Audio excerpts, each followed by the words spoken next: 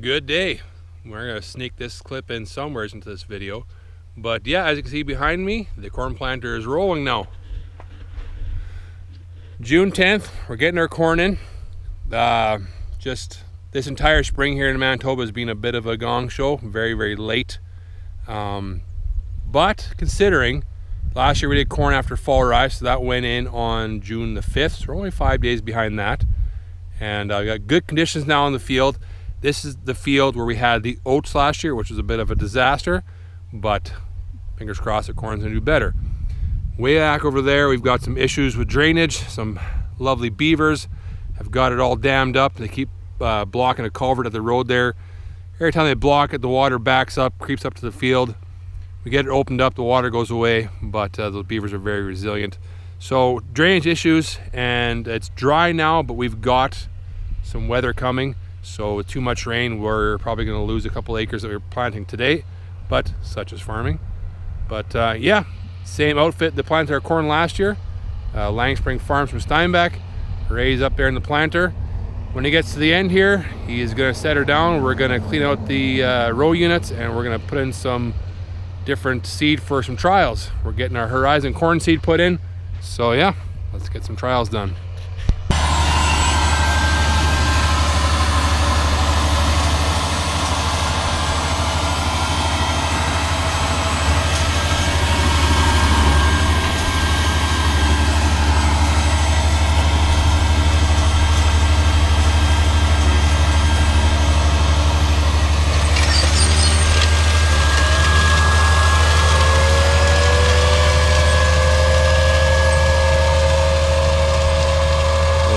Go. So yeah, we're going to do our plot here. We got 4 different hybrids going in, other than the main one going in the field. The main one going in the field is an 80-day hybrid, and then we got this one here is a 90, an 86, an 80, and a 76. So interesting to see. Okay, so that's our trial in. The entire field is going into HZ2220, which is an 80-day hybrid. And that's been my most popular seed this year.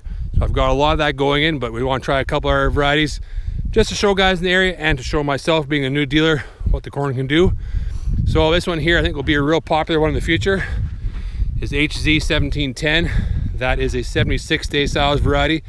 That one is here sold out, so it was hard to get guys around here, but that one I think will be a good fit for guys like this year, you know, putting a little bit later, or guys wanting to put corn in after fall rye would be a good option. The next variety is HZ675. That's been one of the better selling Horizon varieties in Manitoba for years, but just hasn't been growing a lot around here just because it doesn't handle the heavy soils well. That Steinbach, Landmark, Bloom area is very heavy soil. But out here, the Broken Marchand, we're sandier. We want to give it a try, see how it'll work here. And then 3020, that is a 86-day variety. And HZ878, 90-day. These two here, you wouldn't really want to put them in June 10th, but you know what? We're just for trial sake, we're going to put them in there. The 878, that has potential to yield like crazy, but it needed to have gone in a month ago, but we'll give her a whirl here. So yeah, Ray's taking off. This trial is going to be 4 rows of each for just over a quarter mile, and that'll give us a pretty good representation of how it goes. And the trial we have going by Steinbach is laid out exactly the same. What'll happen there though is when they chop that stuff, you're gonna just chop the 4 rows of each hybrid separately, and they'll go the quarter mile and they'll weigh those trucks. There's a scale close to that field which works out ideal. Then we'll also grab samples of that silage, send it off to the lab for analysis just to compare nutrient specs and all these varieties. And yeah, should collect some real nice data off this. All right, folks, we're in the field again today. And yeah, this is the field last year. We had the Japanese millet and the fall rye. And we're going to be putting alfalfa and Japanese millet in here again. The guys came here yesterday and spread the solid manure. Got all 130 acres covered with manure. So what we're trying to get done today is we're trying to incorporate that manure and also just dry out the soil a little bit. The wet spots here are still very wet. So here we are just with our new to us cultivator, 27-foot International Viber Shank, probably from the 1970s. Bought it at an auction sale, picked it up this morning, only a few miles from here, and straight to the field, and here we go.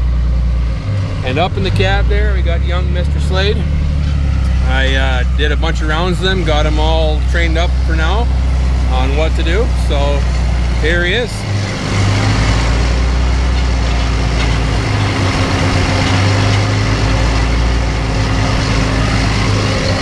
Yeah, we got the loader off the new 7810, and the suitcase weights back on, duals are on. That's a beauty of a looking tractor. Look at the booty meat on that thing. Dang. Oh, I am absolutely in love with that tractor. That's been my dream tractor since it started coming with 7810s. I got to use one at a farm I worked on for many years. Really fell in love with it there, and I'm so happy we could find one. And it's just got every option I wanted. It got the E-range, so we can do 40 kilometers with it, 25 mile an hour for all you US viewers. And yeah, it's just a good all-around tractor. You know, it's not huge, but it's big enough. 180 horse. That's gonna get our cultivating done, disking done. It's gonna pull our liquid manure tank, no problem. We've also picked up a new slurry spreader, a Kuhn 8124, which you'll see in probably a later video. So this tractor will pull that, and it's just kind of our all-around bigger workhorse. You know, it does the barn cleanouts with the loader on there, and yeah, real happy with it. So yeah, the field's working up real nice here. As soon as we got her worked, then we're gonna make the phone call, get the floater here, float on our alfalfa seed mixed with a ryegrass cover crop and some fertilizer, and yeah, should make one heck of a good hay field. Now about 7 o'clock at night. I ran home for a couple hours, milked the cows, did the chores, quickly fed the kids, and zipped back out here to check on my oldest kid and take over for him. And he's like, "Dad, don't worry about it. I'm just about done here." So yeah, Slade's been at her all day and almost got her banged out here. Got a couple passes left and he's done. So that's awesome. So yeah, time for a bit of an explanation of where the heck has the Big Small Farmer been for the last few months. So yeah, didn't mean to leave you guys hanging, but life happened. We just got set back a little bit, and I'm gonna be honest, I just didn't feel like picking up the camera and doing this for a little while. It's been a very challenging last few months. It's was a brutal winter here in Manitoba. So much snow, cold days, a brutal spring, snowstorms, calving cows was not fun. The wettest spring in 180 years, or I don't know. It was the wettest spring anyone's ever seen. Like, it's the 10th of June here, and a lot of people are just starting seeding now in Manitoba, so it's been a wild year. But the biggest setback for us has been Christine Lane, my wife. She got diagnosed with breast cancer back in January. So that hit us like a ton of bricks, and it really caught us off guard. And but you know, it's obviously a very serious thing. So it was within a month of diagnosis, a surgery date was booked, and Christine went in and had a mastectomy with full reconstruction. And that all went fairly well, but you know, that put her out for a while. There's definitely no farm work for a while, so we hired a neighbor girl to come and help out in the morning, do some calf feeding just to give me a bit of a hand. And we had lots of friends and family help out with meals and with the kids and taking to hockey. And yeah, it was just that bar was a big blessing. And then you know, let her recover for a few months, and then now, gosh, when did it start? Christine just had her 3rd round of chemotherapy. So we've been going through that for a month and a bit here. One more round, so just 4 rounds of chemo. One more round here in a few weeks. And yeah, every round's kind of affected her differently. But what's thrown the curveball to all of that stuff was after the first round, then a cold came to the house, and Christine happened to get a cold. She's immunocompromised. That cold hit her pretty hard. Got her back on her feet, feeling good. Had the 2nd round of chemo, and then this guy here got COVID. And then so that sucked. I wasn't feeling well for a couple days, and yeah, what do you do? How do you share a house and totally isolate and all that stuff? So we did our best, and then I was getting better, and all of a sudden Christine just rapid tested one day, and dang it, now she's positive. Never got real sick from it, but positive. So that's very, like, oh boy, with chemotherapy, they take that real serious. So then Christine went on the anti-COVID medication, or whatever COVID medication it was, and that actually knocked her down pretty hard. There's a few weird side effects of that. So I got over that, and now she had chemo here a week ago, and so far so good. Busy week here on the farm, got her garden put in, and now this weekend she's gone on a much deserved girls weekend with all of her high school friends. So I'm glad she could do that. But yeah, that's just kind of what's happened here on the farm. It's just been a wild ride, and not that I didn't want to talk to you guys. I just couldn't find the words to do this. I wasn't in the right headspace to do it, so I just took a few months off. So sorry guys, but that's just what I had to do. But we're back now, and yeah, I'll try and keep the content rolling. Something exciting has happened too this spring. Something that is very honoring to us. We are very excited about.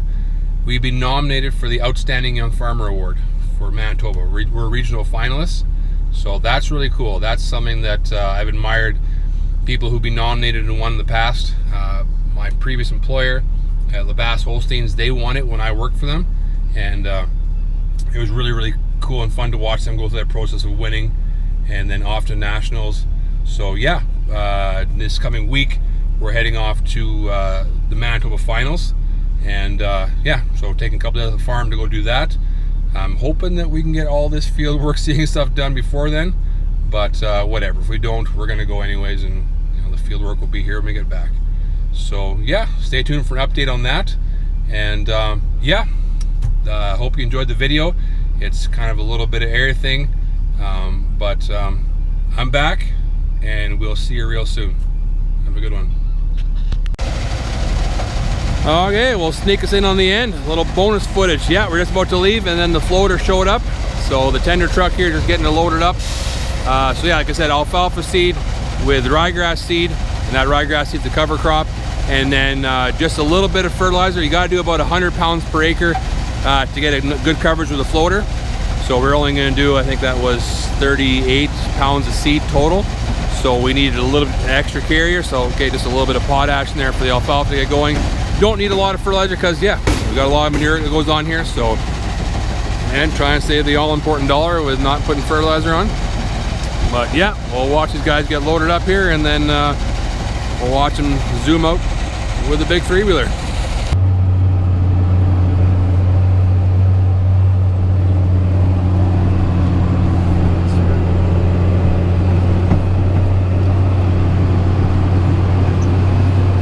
As a kid riding one of these when they had the old foam markers. Oh yeah. I guess that's why those hoses are on the end, right? Yep. I just like keeping them on there just there they go.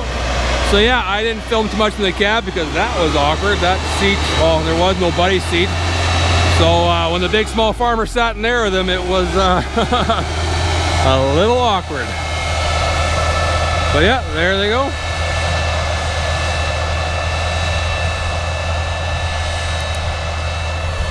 And now we're done. See you later.